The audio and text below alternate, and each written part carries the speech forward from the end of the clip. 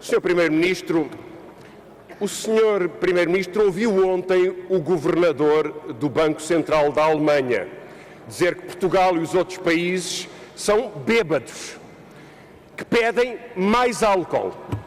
Aí tem a solidariedade europeia que lhe oferecem.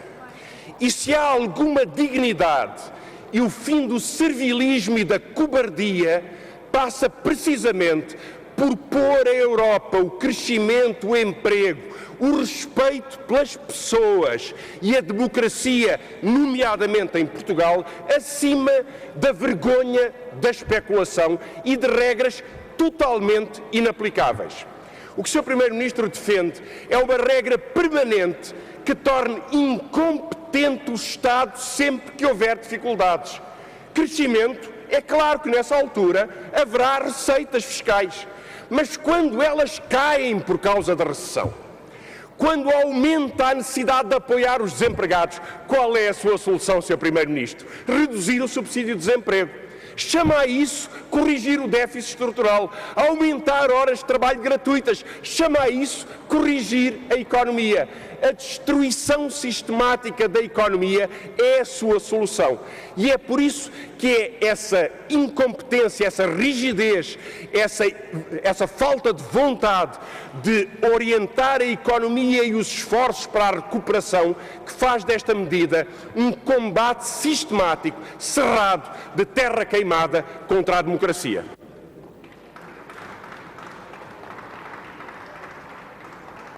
O Sr. Primeiro-Ministro tem tempo, mas muito pouco para responder. Faz favor. Muito obrigado, Sra. Presidente. Eu sei.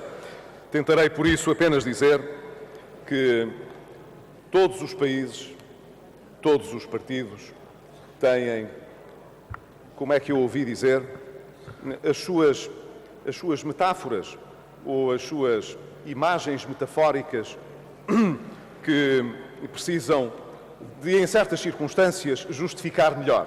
Eu não me sinto na necessidade de justificar as imagens metafóricas do governador, do presidente do Bundesbank, mas não me sinto nessa necessidade, Sr. Deputado. Mas quero lhe dizer que não é verdade que as horas suplementares, que extraordinariamente deverão vigorar durante o período de assistência económica e financeira, bem como o ajustamento que fizemos ao subsídio de desemprego, seja a resposta económica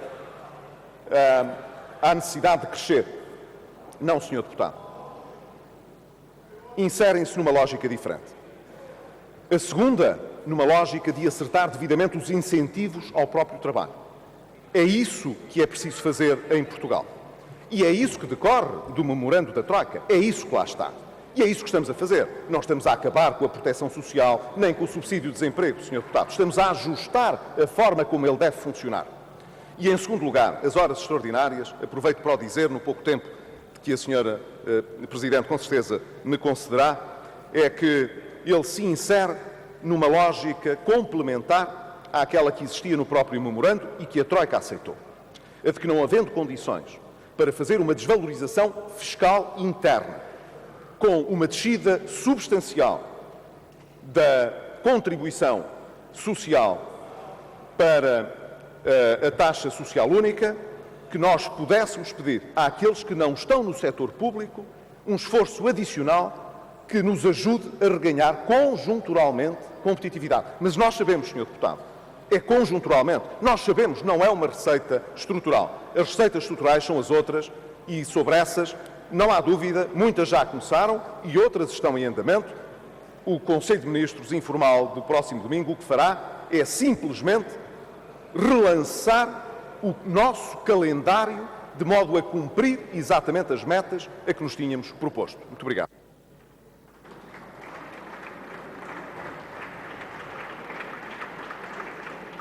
O Sr. Deputado Francisco Louçã tem também tempo, mas muito pouco. Muito obrigado, Sra. Presidente. Sr. Primeiro-Ministro, eu registro que o Sr. Primeiro-Ministro nunca quer responder a como fará a correção na economia portuguesa.